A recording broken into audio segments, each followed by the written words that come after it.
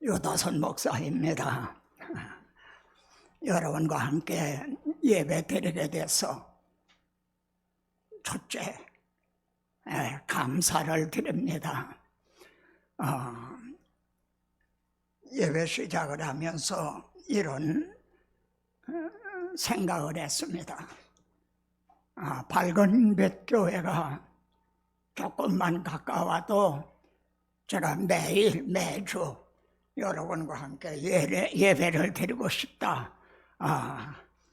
그런 마음에 우러나왔습니다. 여러분 찬양한데도요, 모든 죄인 눈어도 보지 못하는도다, 천군 천사 모두 죽게, 이런 거룩이요. 여러분 지금 앉아 계신 옆자리가 방역 때문에 이렇게 비워놓았지만 이런 생각을 합니다. 천군 천사가 무엇입니까? 구원 얻은 하나님의 자녀, 왕같은 제사장, 하나님의 후사, 그들을 섬기라고 보냄을 받은 자들이 아니냐. 우리는 나보다 천사가 더 높고 귀한 그런 존재로 생각하기 쉽지만, 하나님의 자녀가 되는 권세를 주신 왕같은 제사장, 하나님의 후사들인 여러분을 섬기라고요 보냄을 받은 자라. 그러면 어떻게 되죠? 옆에 빈 자리에는 나는 눈어도 보지 못하지만 지금 나를 섬기라고 보낸 천사가 옆에 앉아있겠거니, 주님은 이런 말씀을 하셨습니다. 지극히 적은 자 하나도 없어 여기지 말아라. 그의 천사가 항상 하나님을 뵙고 있다는 거죠. 그 지극히 적은 자 하나 잘못 건드리면 그의 천사가 하나님 앞에 말하자면 백그라운드가 아주 든든하다는 그런 얘기죠. 나중에 부른 314장도요. 이 세상 떠날 때 찬양하고 숨질 때 하는 말 이것일세. 다만 하나님 아버지, 제가 다른 거 원하는 것도 없습니다. 오직 다만 하나, 내 구주 예수를 더욱 사랑하기를 원합니다. 여러분들은 물론 주 성령님의 인도하신 가운데 이렇게 다 예배 순서를 정하셨겠지만, 제게는 이런 하나하나가 다 정말 엄청난 감화력으로 제게 이렇게 다가옵니다. 여러분과 함께 이렇게 예배를 드리면은 누가 가장 기뻐하실까요? 여러분이 지금 우리가 지금 예배를 드리고 있지 않습니까? 누가 가장 기뻐하실까요? 하나님 아버지시죠. 여러분 이번 추석에 부모님을 찾아뵈셨나요? 부모님이 얼마나 기뻐하시던가요? 그런데 죽었던 아들이 살아와서 추석에 죽었던 아들이 살아왔다는 거예요. 이건 꿈이냐 생시냐 여러분, 우리가 하나님 앞에 예배 드리는 게 그럽니다. 에스겔에게 보여주셨던 골짜기원에 가득했던 마른 뼈, 해골과 같았던 허물과 죄로 죽었던 우리들이 살아나서요, 이렇게 하나님의 자녀, 하나님은 잃어버렸던 자를 이렇게 찾으셔서요, 이렇게 하나님 앞에 예배를 드린다는, 찬양을 드린다는, 기도를 드린다는 이를 받으시는 하나님 아버지가 얼마나 기뻐하시겠습니까? 그리고 오늘은 또 일꾼을 세우는 집사 임직식도 있게 됩니다. 누가 가장 기뻐하실까요? 우리 주님이시죠. 우리를 위해 대신 죽으시고 그래서 피 흘려 사신 주의 그렇게 복음으로 낳은 그가 말이죠, 태어날 땐 어린애로 태어나거든요. 근데 이렇게 온전하게 하며 목사를 세운 거는 성도들을 온전하게 하며, 즉 성숙시킨다는 거죠. 그래서 봉사의 일을 하게 하며 집사의 일을 하게 하며, 그래서 주님이 피로 사신 몸된 교회를 세우려 하심이라.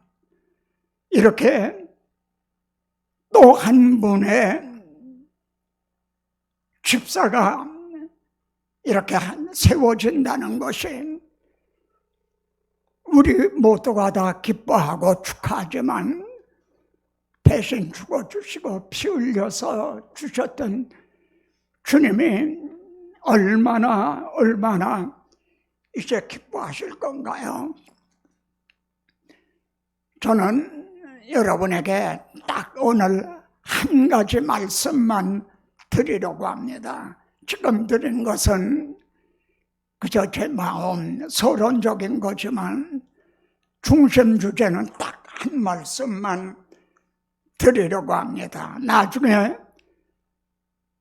설교를 다 한 후에 여러분이 그 한 말씀이 여러분 손에 이제 꽉 붙잡고 있는지, 그 한 말씀이 마음에 새겨지고 있는지 한번 이렇게 돌아보시길 바랍니다.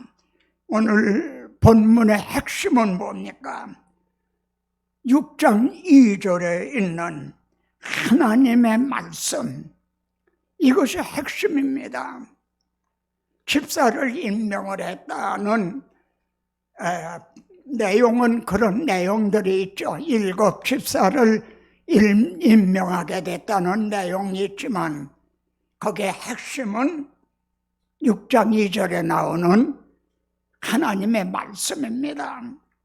이 하나님의 말씀이 원어로 보면 말이죠, 로고스예요. 로고스. 어느 말씀이 또 생각이 납니까? 태초에 말씀에 계시니라.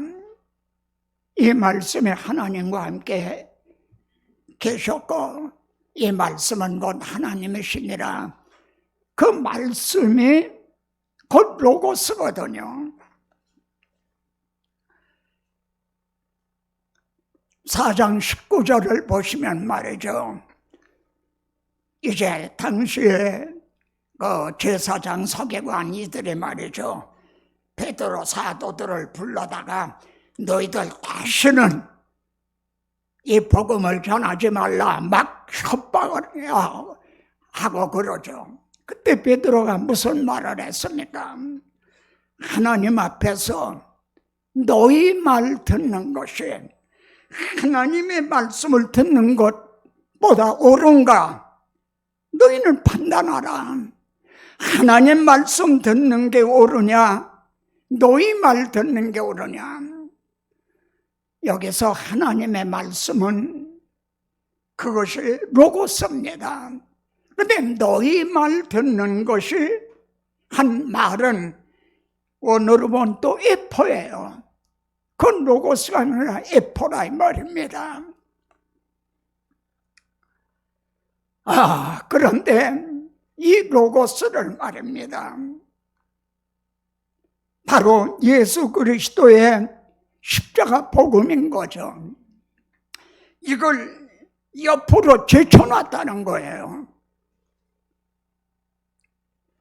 이 제쳐놨다는 말도 원어로 보면요, 카탈레이포라는 말인데요, 거기에서는 버리다, 포기하다 이런 뜻이 있습니다. 이걸 제쳐놨다, 포기하다. 여러분, 지금 우리 같은 시간에 우리 한국 안에서도 참 방방곡곡 많은 교회에서 예배를 드리고 또 설교를 하겠죠. 근데 이 늙은 종이 지금 걱정을 하고 그래서 강조하고 있는 부분이 강단에서 이 하나님의 말씀 로고스가 선포되고 있느냐, 아니면 너희 말 듣는 것이 옳으냐 하는 에포가 인문학적인 무슨 철학적인 말이죠. 기복적인 이런 말이 전해지고 있느냐, 하나님의 말씀을 옆으로 제쳐놓고 있는 건 아니냐. 이 점이 제게는 이게 걱정이고요, 또 답답하고 염려가 되는 거죠. 그런데 여러분, 여기서 우리가 혼돈하지 말고 착각하지 말고 해야 될 거는, 이 사도들이 주의 일을 하고 있었다는 겁니다. 하나님의 말씀을 제쳐놓고 세상 일을 한 게 아니에요. 어떤 육신적인 일을 한 게 아니라 주의 일을 하고 있었다는 겁니다. 어려운 과부들을 구제하는 일, 여러분, 이런 거 다 중요합니다. 주의 일을 하고 있었다는 거예요. 그렇게 그 일에 정신을 뺏기고 마음을 뺏기고 이러다 보니까 생명의 말씀인 이 로고스를 옆으로 제쳐놨다는 거죠. 포기하고 버렸다. 그러니까 이 사도들은요, 참 이걸 분별한 거예요. 즉각 그때 원망이 들어왔죠. 이거를 원망하는 그들을 말이죠, 당신 원망하면 안 돼, 뭐 이렇게 원인을 밖에서 찾고 그에게 돌린 게 아니라 자신에게서 찾은 거죠. 우리가 이 로고스 생명의 말씀을 옆으로 밀어놨구나. 나도 모르는 사이에 이 간교한 사탄에게 지금 내가 쏟고 있구나. 이걸 깨달았다는 거죠. 여러분, 오늘 본문을 사도행전의 문맥으로 보면요, 사도행전 1장에서 주님은 승천하십니다. 그리고 2장에서 성령님은 강림을 하시죠. 임무 교대가 이루어진 거죠. 성령님이 임하시니까 그 두려워 떨던 제자들이 말이죠, 입을 벌려가지고 말하기 시작하니라 복음을 각 나라 말로 말하기 시작을 했죠. 그때 3장에서는요, 나면서 안질되게 됐던 약 40세 난 사람이 나면서 안질비가 됐어요.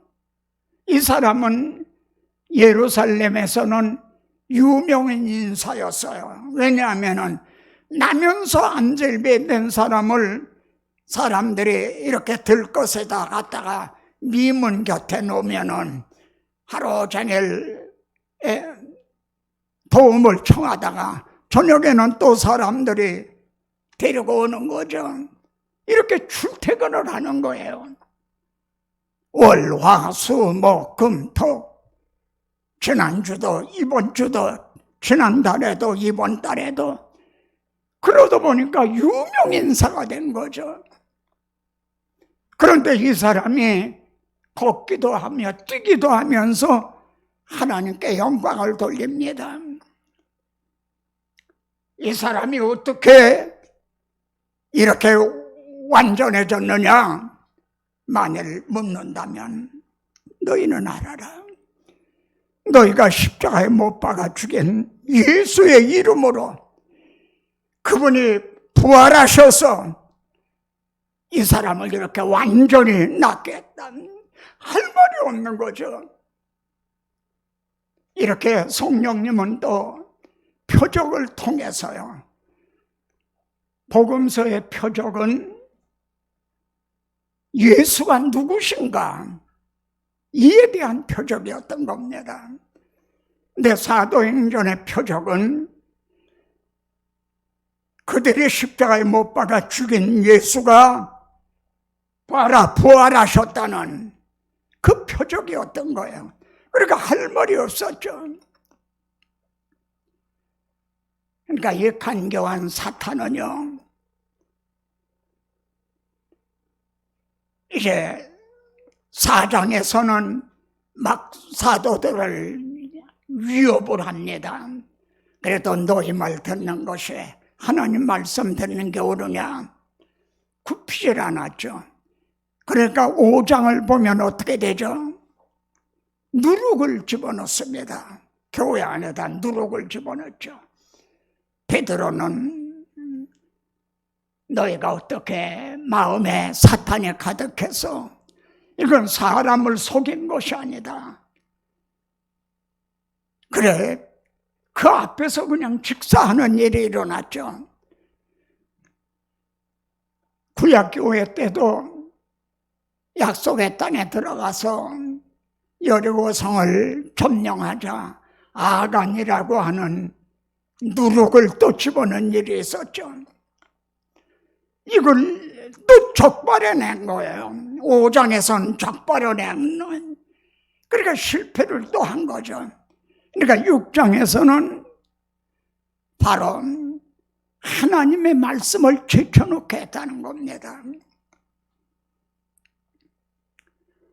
그런데 많은 지금 오늘의 많은 설교자들도요, 이 하나님의 말씀을 맡은 분들이 여기에 말이죠, 이걸 분별을 하지 못하고 있다는 거죠.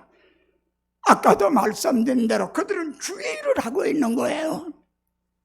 그러니까 이거를 분별을 못하고 사탄에게 이제 쏟고 있는 거죠. 디모데후서 2장 26절을 우리 한번 찾아보십시다. 디모데후서 2장 26절입니다. 그들로 깨어 마귀의 올무에서 벗어나 하나님께 사로잡힌 바 되어 그 뜻을 따르게 하실까 함이라. 여기 그들이라고 하는 사람은요, 그는 교회 밖에 있는 사람이 아니라 교회 안에 있는 사람입니다. 그리고 일반 평신도가 아니라 하나님의 말씀을 가르치고 하는 지도자들입니다. 근데 그들이 깨요 하는 거 보면은 마취를 당했다는 거죠. 이들이 쏟고 있다는 거죠. 누구에게요? 마귀에게 사로잡혀 버린 거예요. 그러면서도 이걸 분별하지 못하는 거죠. 거기서 벗어나 하나님께 사로잡힌 바 되어 그 뜻을 따르게 알게 함이라.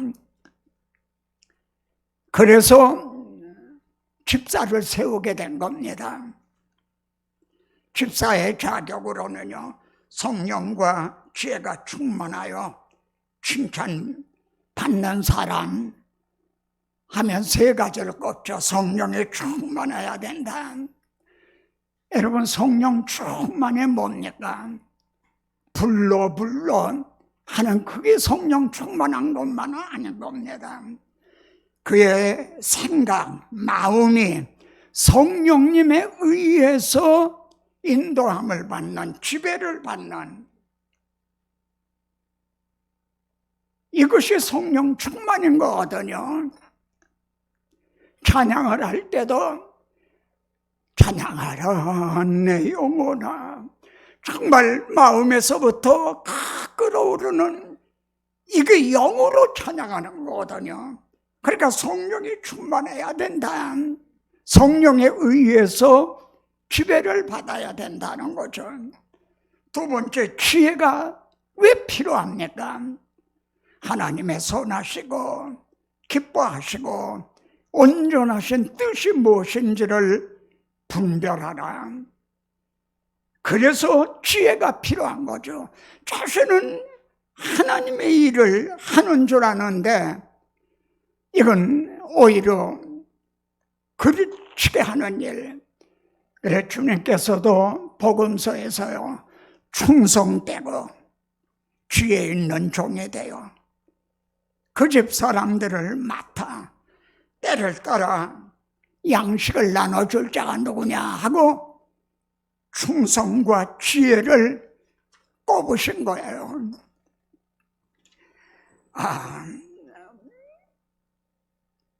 사도들이 7분을 앞에 놓고 이제 안수했다. 그러니까 6장 7절에서 보니까요, 하나님의 말씀이 점점 왕성하여, 이렇게 꺼져가던 촛불이 불똥에 앉아서 꺼져가던 하던 것이 다시 확 불똥을 제거하니까요, 불이 다시 칵 커져서 빛을 발하게 된 거죠. 하나님의 말씀이 점점 왕성하여, 여러분 6장 6절과 6장 7절에 이 문맥을 보십시오. 신실한 7 집사를 세워서 이제 모든 일을 분담을 하고 말이죠. 이러니까 하나님의 말씀이 흥왕했다. 저는 2가지 성경적인 예를 들어서 말씀을 드림으로 마치려고 합니다. 첫째는 창세기 11장에 나오는 바벨탑 사건입니다. 그때 하나님이 어떻게 하셨나요? 그들의 언어를 혼잡하게 하셨어요. 그러니까 쌓는 걸 중단하게 됐죠. 참, 그런데 역설적으로요, 아이러니컬하게도요, 고린도후서 2장 17절에 보면 우리는 수다한 사람들처럼 하나님의 말씀을 혼잡되이 하지 아니하고, 벌써 바울 당시에, 초대교회 당시에 하나님의 말씀에 혼잡이 됐다는 거예요. 그런데 수다한 사람, 많은 사람들이 또 그렇게 했다는 거죠. 우리는 그렇게 하지 아니하고 순전함으로 하나님께 받은 것 같이 하나님 앞에서와, 지금 저는 설교자는 여러분 앞에 있지만 저는 하나님 앞에 있는 겁니다. 제가 이렇게 설교할 때 뒤꿈치를 들고 있거든요. 앞발로 이렇게 들고 있어요. 그게 버릇이 된 거예요. 왜냐하면 그렇게 긴장이 돼 있는 거죠. 만일 제가 설교자로서 긴장을 하지 않는다면, 어느 목사님이 어느 교회 가서 제가 전할 때 그 목사님, 아니, 유 목사님, 지금도 그래 긴장을 하십니까? 이 나이가 돼서 이렇게 됐는데도 긴장을 하십니까? 그런 얘기를 하더라고요.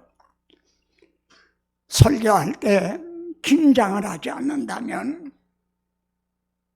그건 설교 기술자가 된 거죠. 녹음기를 트는 것과 같은 거죠. 그 설교는 조화와 같은 거죠. 하나님 앞에서 그리고 그리스도 안에서 말하노라. 사탄이 말입니다. 하나님의 말씀을 혼잡하게 했다는 거네요. 그래서 지금 우리는 하나님의 나라 건설하는 건축자들이거든요. 근데 언어가 혼잡되니까 바벨탑을 쌓다가 중단한 것처럼 하나님의 나라 건설하는 이거에 여기에 큰 위협이 되고 있다는 거죠. 하나님은 죽었다. 불신자들이 하는 말이 아닙니다. 기독교 신학자들이 하는 말이에요. 다른 종교에도 구원이 있다. 불교에도 구원이 있다. 힌두교에도 구원이 있다. 불교에서 하는 말이 아니에요. 그들이 우리 불교에도 구원이 있어.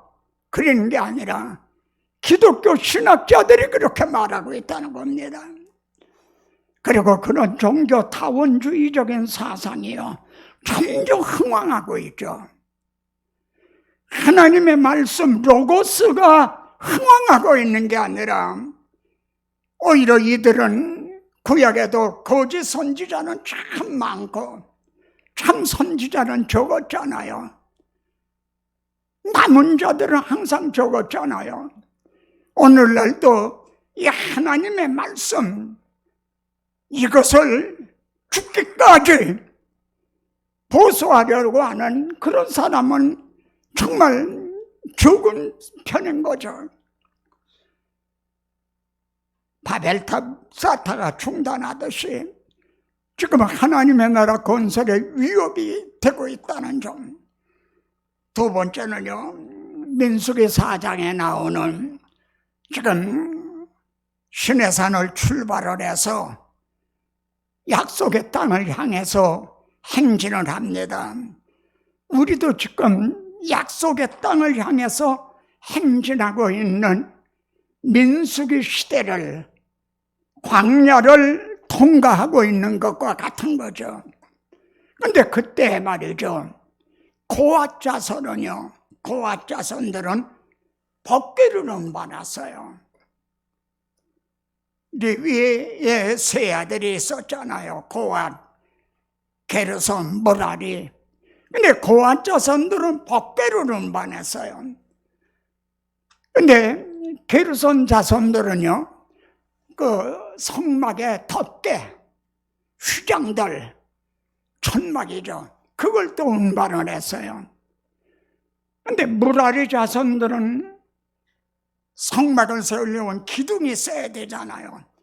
그리고 성막을 고정시키려면은 말뚝이 있고, 그래 줄로 매서 팽팽하게 하고, 이 말뚝, 이 기둥 이런 걸 운반했어요.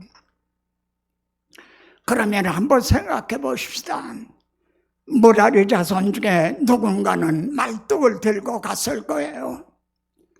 그가 눈을 들어서 고앗 자손들이 법궤를 메고 가는 이걸 보았다면 자신이 얼마나 초라한 것 같고 그랬을 것인가. 여러분, 교회는 많은 직분이 있지만 이건 결코 계급이 아닙니다. 제가 하나님의 말씀의 중요성을 강조한 거는 이 하나님의 말씀으로 거듭나게 하고요, 중생할 수 있는 것도 하나님의 말씀입니다. 그리고 그를 장성하게 하는 것도 하나님의 말씀, 도의 젖으로 성장하는 거죠. 그리고 그가 승리하게 하는 것도 성령의 검, 곧 하나님의 말씀으로 승리하게 되는 거죠. 그 말씀을 맡았다는 직분이 귀하기 때문에 강조하는 거지. 목사는 높고 집사는 낮다, 그런 게 절대 아닙니다. 말뚝 하나도 없다면 그 성막은 온전해지지가 못합니다. 가서 성막을 치는데 말뚝 하나가 없다면 거기에는 펄러덩 하게 되겠죠. 여기 계신 여러분들, 하나님을 창세전에 택하신 분들입니다. 주님이 피로 값주고 사신 분들입니다. 성령님이 찾아오셔서 너는 하나님의 자녀다, 보증수표처럼요 인치신 성부와 성자와 성령님의 작품입니다.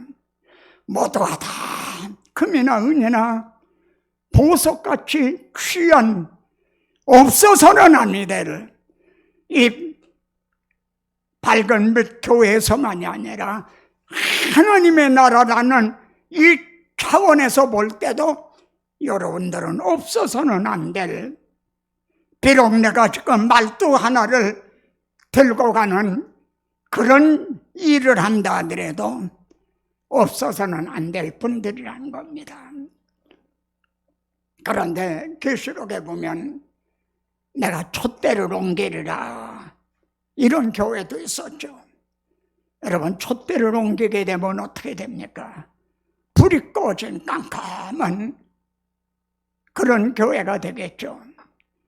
그런데 우리 밝은 빛 교회를 모든 분들이요 일치단결해서 협력해 악한 사탄이 하나님의 말씀, 이 로고스를 혼잡되게 하려고 하는, 이걸 옆으로 제쳐놓게 하려고 하는, 이거를 방어하면서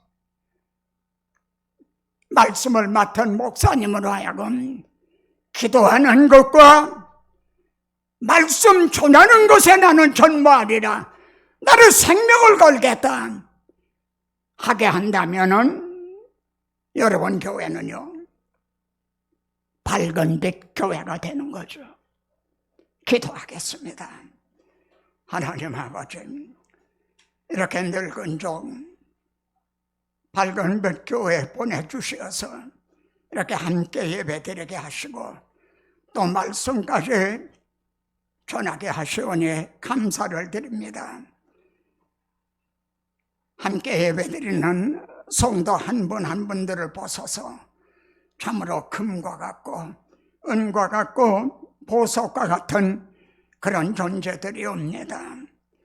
또 오늘은 집사를 이렇게 세우시는 날이옵니다. 우리 예배를 받으시는 우리 하나님 아버지, 그리고 피로 사신 주님의 몸된 교회, 또 일꾼을 세운 오늘 우리 주님이 얼마나 기뻐하실 것인가를 생각합니다. 이 밝은 빛 교회 강단에서 늘 생수의 강이 흐르게 하셔서 죽었던 심령들이 살아나게 하시고 고기가 쉼이 많게 하시고 달마다 열매를 맺게 하여 주시기를 기도하고 원하옵니다. 우리들의 온갖 구하고 생각하는 것에 더 넘치도록 하여 주실 우리 구주 예수 그리스도 이름으로 기도드리옵나이다. 아멘.